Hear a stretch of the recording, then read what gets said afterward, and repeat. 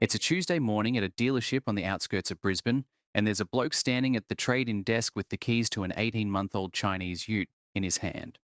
Paid around 45,000 for it, drive away. Big screen, leather seats, 7-year warranty, the whole show. And the fella behind the desk slides a piece of paper across with a number on it that's barely half what he paid. 18 months? Half. The bloke asks if that's a typo. It isn't. And somewhere behind the workshop, there's another one of the same model sitting on a hoist with a technician shining a torch up into the chassis rails, taking photos of something orange and flaky that has no business being there on a truck that young. Now you've probably seen the headline. Millions of Australians returning their new Chinese utes. It's everywhere right now. And I'll be straight with you, because that's the only way I know how to do this. Millions is not the real number. It can't be. There aren't millions of Chinese utes in the country to return. But here's the thing. The real story, the one hiding under that headline, is actually worse than the headline in some ways and more interesting in every way. Because there is a wave of Australians handing these things back, dumping them at auction, taking brutal trade-in offers just to get out, and in one case, a manufacturer offering full refunds to more than 1,000 buyers at once. And there's a court case sitting in front of a federal judge right now over trucks that rusted so badly some of them got written off without ever being in an accident. I've spent enough years with my hands inside utes, old and new, cheap and expensive, to know that a truck tells you the truth eventually. The chassis doesn't lie, the service department doesn't lie, the trade-in number definitely doesn't lie. So today I'm going to walk you through what's actually happening with Chinese utes in Australia in 2026, what's genuinely gone wrong, what's overblown internet noise, and how you tell the difference before it's your 45 grand on the line. And stay for the Rust story especially, because that's the part that should make you angry, no matter what badge is on your own truck. Before any of it makes sense, you need to understand why these utes sold like they did in the first place, because nobody got tricked into a Chinese ute at gunpoint. They got offered a deal that looked too good to refuse, and a lot of the time on paper it was. Go back a few years. A decently spec'd Hilux or Ranger dual cab, the kind of tradie actually wants, was pushing $70,000, $80,000 by the time it rolled out the gate. And into that gap walked a whole convoy of Chinese brands. GWM LDV, then BYD JAC Photon MG. Utes at $38,000, $40,000, $45,000, loaded with the stuff that used to be flagship only. 360 cameras, big touchscreens, heated seats, 7-year warranties, which, let's be honest, is a longer warranty than Toyota gives you. And in early 2024, Chinese brand utes were around 9% of the 4x4 ute market here. By the start of 2026, they were tracking at close to 17.5%, nearly 1 in 5. In March 2026, BYD became the third best-selling car brand in the entire country for the month. Not third among Chinese brands, third among everyone. First time a Chinese manufacturer ever stood on that podium. And the tip of that spear was the BYD Shark 6, the plug-in hybrid ute. $57,900, petrol engine plus electric motors, more standard kit than utes costing 20 grand more. Through November 2025, it had moved over 16,000 units in Australia for the year. In June 2025, it was the 5th best-selling vehicle in the country, full stop, ahead of the RAV4 and CX5 crowd. That is not a niche curiosity. That's a phenomenon. And let's be fair about how those prices were even possible, because it wasn't all corner cutting. Some of it is real structural advantage. BYD builds its own batteries, its own motors, its own electronics, practically its own ship to carry them here. And when you own the whole chain, you don't pay anyone else's margin. The factories are new, the scale is enormous, the labor is cheaper, and the Chinese domestic market is such a knife fight right now that these companies learn to survive on margins that would give a European accountant a heart attack. So a chunk of that $20,000 gap is genuine efficiency, honestly earned. The only question that matters is how much of the gap is efficiency and how much is stuff quietly left out. And you can't tell from the driver's seat. Nobody can. Not in year one. So hold that in your head, because here's the principle. Everything else in this story hangs off. A ute is not a phone. You don't buy a work truck on what it does in year one. You buy it on a promise about year 5, year 8, year 10. Will it still be solid? Will parts exist? Will someone want to buy it off you? The sticker price only tells you about year 1. Everything that went wrong from here went wrong in the gap between year 1 and year 10. And that gap is exactly where the money got saved. Right, let's deal with the headline itself first, because there's a kernel of truth in it, and it deserves to be handled honestly. The closest thing to a mass return actually happened, and it happened in 2026. BYD Australia discovered that more than 1,200 customers had been sold vehicles, including Shark 6 utes, listed as 2026 build when they'd actually been built in 2025. A customer caught it while trying to insure the thing, cross-checked the build plate, rang the dealer, and it unraveled from there. And to BYD's credit, and I mean that, they didn't fight it. They offered every affected customer a full refund on a vehicle with no defect at all, called it an administrative error, and owned it. Now, a build date might sound like paperwork. It is not paperwork. In this country, the build year is baked into what your vehicle is worth the day you sell it. A 2025 build truck is worth real money less than a 2026 build truck, even if they came off the line a week apart. So those customers were, through error, handed something worth less than what they paid for. Refund was the right call. The 1,200 refunds offered is not millions of utes returned.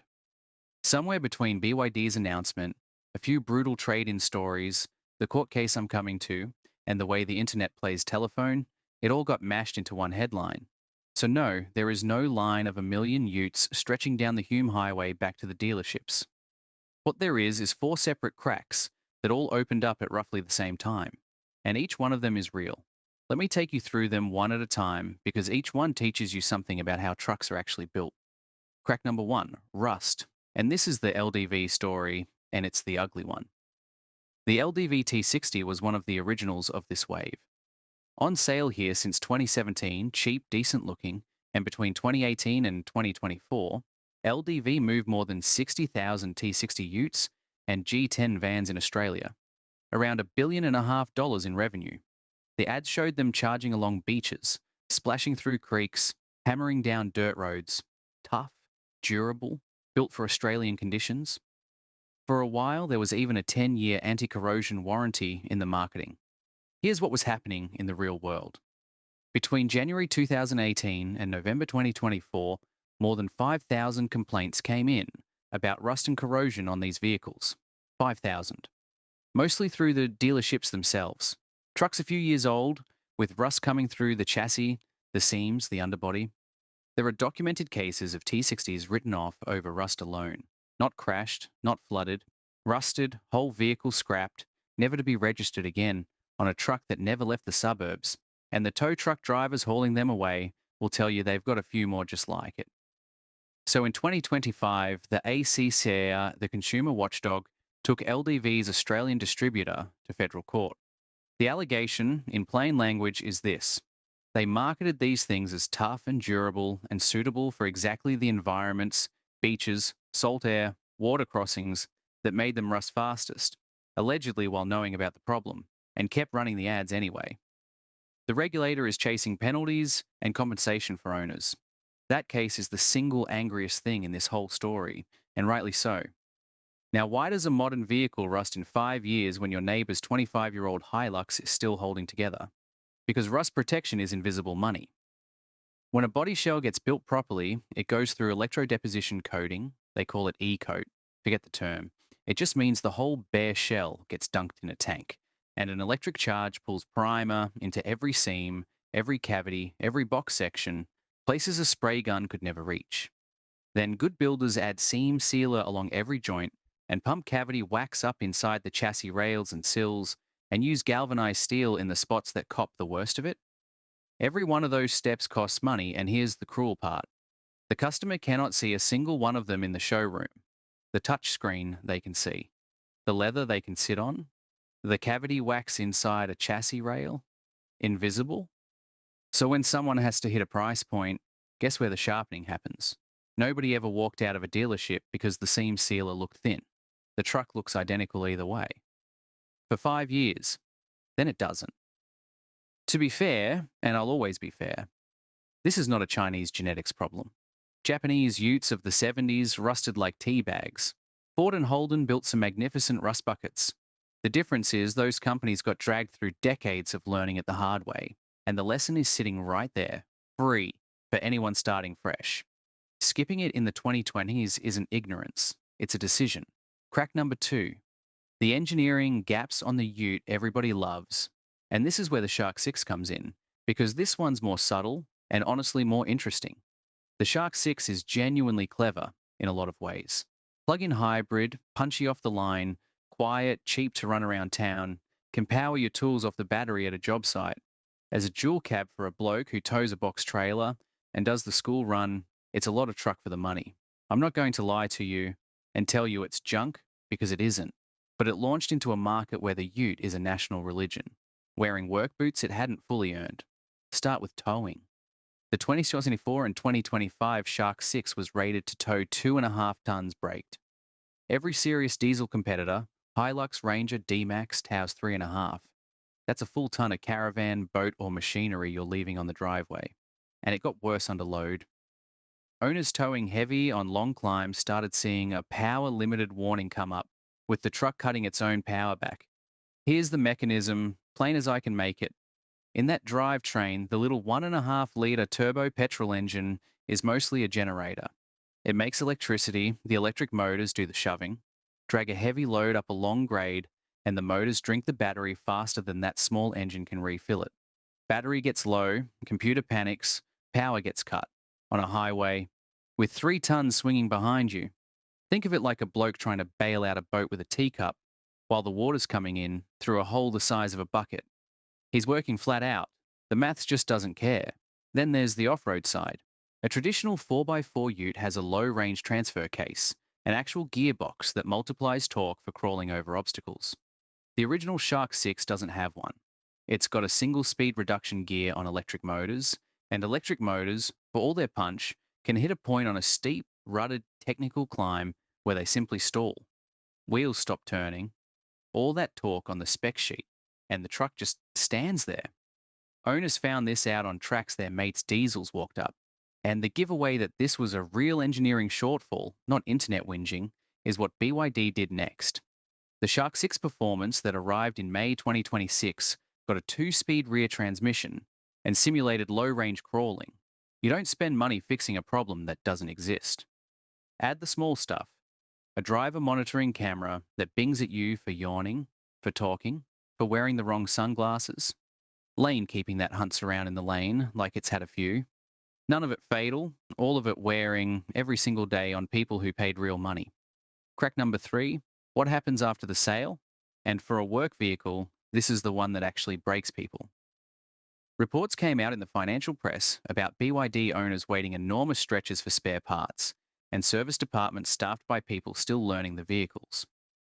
BYD's own Australian management came out and admitted it, said the brand grew faster than its after-sales could keep up, and that they were doubling the customer service team and opening dealerships nearly every week to catch up. That's honest of them, and the effort is real. But sit with what it means on the ground. A ute is not a hobby for most of the people who buy one. It's the thing that carries the ladders, tows the machine, gets the crew to site. If a Hilux gets bingled, there's a mountain of parts in the country and 10,000 people who can fix it, and it's back working in days. If a vehicle from a brand new network needs a panel or a sensor that's on a boat somewhere in the Pacific, that truck can sit for weeks. A tradie losing weeks of work loses more than the price difference between the cheap ute and the dear one. That's the maths nobody runs in the showroom, and it's the maths that turns a happy owner into a bloke at the trade-in desk saying, just get me out of it. Which brings us to crack number 4.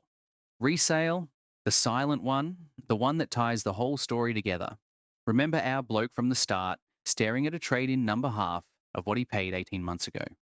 Here's the wider picture behind him. A Ford Ranger typically holds somewhere around 70% of its value after 3 years. The LDV T60 holds around half. Go back further, and it's uglier. The old GWM Ute lost 55% of its value over 5 years. And every headline about rust, every parts delay story, every court case pushes used buyers further away, which pushes the numbers lower, which sends more nervous owners running for the exit, which floods the used market and pushes the numbers lower again. It feeds itself. Depreciation is the cost nobody sees on the windscreen, and on some of these utes, it's quietly the biggest cost of the whole ownership. Bigger than fuel, bigger than servicing, bigger than the discount that got them in the door. And while all this was happening to the ones people did buy, the second wave of Chinese utes started dying quietly in the showrooms. This is the bit the headlines skip. In April 2026, the MG U9 found 94 buyers in the entire country. The JAC T9, 56. The Photon Tunland, back after 8 years away, 97. These aren't slow months. These are rounding errors in the most ute-hungry market on earth. The U9 wants nearly 53 grand drive away, which is Hilux money, and it turns out that at Hilux money, Australians buy the Hilux. Even the Shark 6 itself, the one runaway hit, tells a nervous story underneath. Its exports out of China dropped by a quarter in the first half of 2026, and the analysts noticed that its global success is essentially riding on one country, ours. That's a lot of weight on one market's patience, so no, not millions of utes returned. Something quieter and more expensive. A refund program, a federal court case, a used market voting with its wallet, and a showroom full of newcomers nobody's buying. Trust arrived by ship in 18 months. It's leaving the way trust always leaves. On foot, one bloke at a time. Before we get to what all this means, I want to show you two more things, because they round out the picture, and one of them cuts against the doom and gloom in a way you should hear. The first is GWM, because their story is the whole saga in miniature. They've had their stumbles. Almost 2,500 Cannon Alpha utes were pulled up over a wiring harness issue in the electric power steering, and the hybrid systems in 3 of their models got recalled over wiring that could cut performance. Owners have reported the classic new brand Gremlins 2, warning lights nobody can diagnose, grinding noises the dealer can't find, the truck that one morning simply refuses to acknowledge the start button. That's the debit side, but here's the credit side, and it matters. GWM went and hired proper local engineering talent, including people who cut their teeth at Holden, and started tuning their utes at the Lang Lang Proving Ground in Victoria, the same patch of dirt where Commodores were sorted for decades. The updated Cannons ride noticeably better for it because they were actually developed on the roads they'd be sold onto, instead of arriving with a suspension calibrated for a smooth Chinese motorway and told to cope. That's what learning looks like when a company decides to do it. Recalls, by the way, aren't the scandal people think they are. A recall means the problem got found, admitted, and fixed on the maker's dime. The scandal is the problem that generates 5,000 complaints and a marketing campaign at the same time. Watch which of those two patterns a brand follows. It tells you nearly everything. The second thing is a failure that isn't really the truck's fault at all, and it applies to every diesel on this list, Chinese or not. A lot of these cheap diesel utes got bought by people doing 8-kilometre suburban trips, and a modern turbo diesel hates that life. The particulate filter in the exhaust, the DPF, needs long, hot runs to burn itself clean, and the exhaust gas recirculation gear soots up when an engine never gets properly warm. Short trips, cold engine, blocked filter, limp mode, 4-figure bill. Owners blame the badge. Half the time the badge is innocent, and the truck was simply the wrong tool bought for the wrong duty. A $60 tank of fuel and a proper highway run once a fortnight would have saved a lot of these engines. Nobody in the showroom mentions that either, on any brand, because it's not their job to talk you out of the sale. Now here's the part that actually matters, because it would be easy to make this a story about villains, and it isn't one. It's a story about money flowing exactly where money always flows. Think about what actually got deleted to hit those prices. Not the touchscreen, not the leather, not the panoramic roof, the invisible stuff, cavity wax inside a chassis rail, a low-range gearbox most buyers would never use, but a towing rating depends on rivals matching, a warehouse full of spare parts sitting idle, costing money, waiting for a crash that hasn't happened yet. Technicians trained for years before the brand has the revenue to pay for it. There's no money in any of that. None. No customer ever chose a ute because of its seam sealer. There is a great deal of money in a $40,000 ute that photographs like a $60,000 one. So when someone in a product meeting has to find cost, the invisible stuff goes first, every time, because the spreadsheet says nobody will notice. And the spreadsheet is right. For about 4 years. The cruel genius of it is that the invisible stuff is precisely the stuff that made the old utes legends. A Hilux never earned its name on features. It earned it on 10,000 boring decisions nobody could see. And let's be honest about the other side of the ledger too, because the established brands aren't running a charity. They spent 2 decades pushing dual cab prices toward 80 grand precisely because they could, because the badge let them. Every Rust headline about a Chinese ute is free marketing for the incumbents, and it lets them keep those prices exactly where they are. The Chinese brands aren't cartoon villains, and neither is Toyota. It's just competing flows of money, and you, standing in the middle, holding the deposit. Nobody in this story is on your side except you, which is exactly why it pays to know how the thing is actually built. And that, honestly, is the thing I keep coming back to with all of this. We've spent 100 years learning what makes a work truck trustworthy, and almost none of it is on the spec sheet. It's in the seams, it's in the parts warehouse, it's in the grey haired bloke at the service counter who's seen your exact problem 200 times. A machine you depend on is a relationship, not a transaction. And relationships are built out of boring things done properly for a long time. The old utes that everyone worships weren't magic. They were just honest. The steel was where it should be. The compromises were ones you could see, and when something broke, the path to fixing it was short and known. Any brand from any country can build that. Some of the Chinese ones probably will, and honestly, the speed they iterate, I wouldn't bet against a few of them. But it can't be shipped in a container. It has to be earned in years, and the only currency accepted is trucks that quietly refuse to die. So here's what I want you to take away from all this. Whether you're eyeing one of these utes, own one, or just enjoy watching the market sort itself out. First, if you're shopping, get any of these vehicles on a hoist before you buy, new or used, and look at the underbody with your own eyes.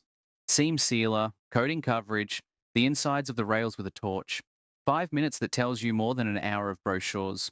Second, read the warranty like a suspicious lawyer, because the number of years matters less than what's actually covered and what the corrosion clauses exclude.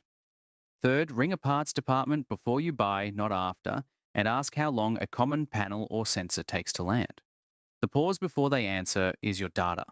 Fourth, price the depreciation like it's real money, because it is.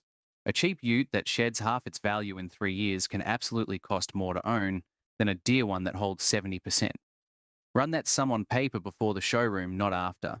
And fifth, if you already own an affected LDV, document everything, every photo, every service record, every letter, because there's a federal court case in motion. And paperwork is what compensation gets built from.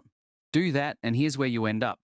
12 months from now, you're the one at a barbecue while someone's telling their trade-in horror story, and you're not sweating, because whatever's parked in your driveway, you bought it knowing exactly what it was. You check the bones, not the screen. You price the exit before the entrance. Maybe you bought the Chinese ute with your eyes open and saved 20 grand you can afford to watch depreciate. Maybe you paid the Toyota tax knowing precisely what boring decisions you were paying for. Either way, nobody sold you a story. That's the whole game.